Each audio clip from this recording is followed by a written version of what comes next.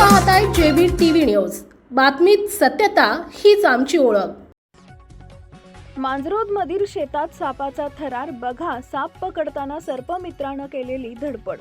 शिरपूर तालुक्यातील मांजरोद येथील शेतकरी देवेंद्र राजपूत यांच्या शेतात अचानक धामण जातीचा बिनविषारी साप आढळून आल्यानं परिसरात एकच खळबळ उडाली।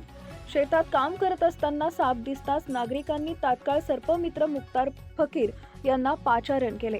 घटनेची माहिती मिळताच सर्पमित्र मुक्तार फकीर तत्काळ घटनास्थळी दाखल झाले। मात्र साप शेतातील दाट झुडपात व पिकांच्या आड लपल्यानं त्याला पकडण्यासाठी मोठी कसरत करावी लागली।